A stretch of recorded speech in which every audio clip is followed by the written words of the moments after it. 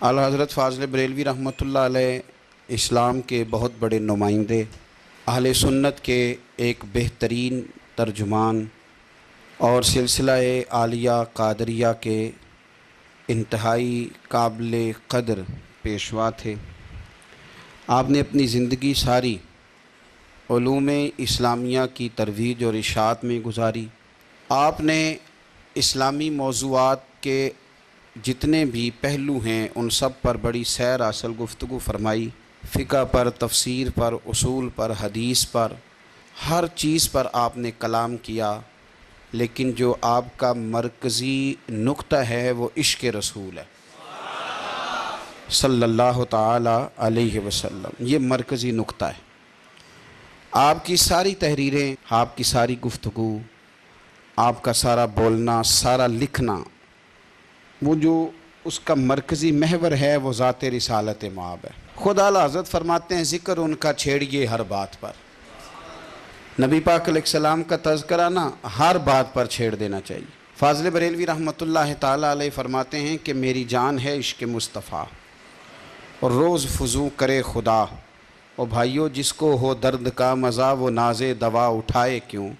اور پھر کہتے ہیں پھر کے گلی گلی تباہ ہم ٹھوکریں سب کی کھائیں کیوں، اور دل کو جو عقل دے خدا تو تیری گلی سے جائے کیوں۔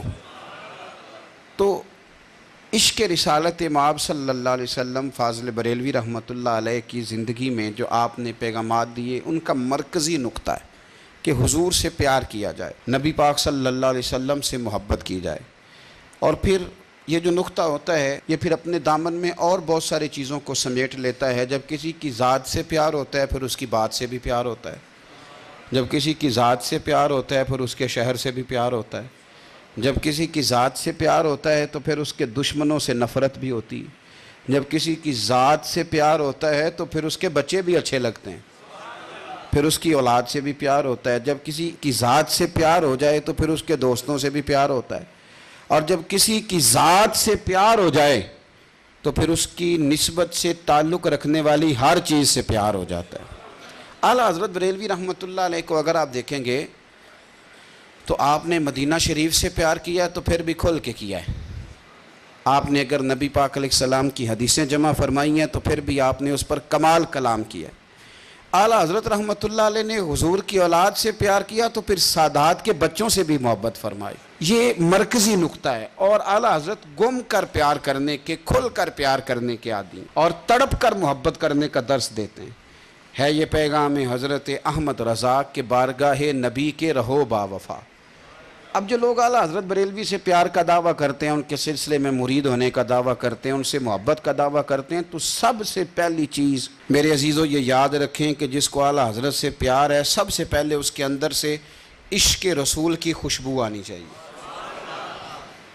اس سے نعت کی خوشبو آئے، اس سے درود و سلام کے ترانوں کی آواز آئے، یعنی اس کی گاڑی کا بٹن جب بھی دبایا جائے تو کوئی نہ کوئی نعت پڑھنی شروع کر دے، یعنی ذوق ہو۔ اس کے گھر میں جب بندہ داخل ہو تو جو اس نے گھر کے اندر سندڑیاں لگائی ہونا وہاں بھی درود شریف لکھا ہونا چاہیے۔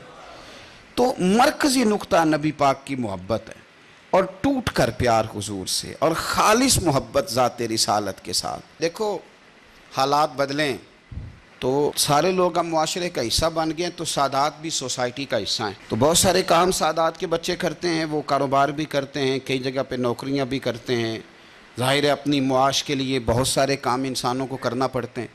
تو ایک چھوٹا بچہ اعلیٰ حضرت رحمۃ اللہ علیہ کے گھر میں نا بطور ملازم کے رکھ لیا گیا تھا، اس کی تنخواہ طے ہو گئی، معاملات سارے طے ہو گئے، اس نے کام ابھی شروع کرنا تھا کہ کسی نے بتا دیا یہ سید زادہ ہے۔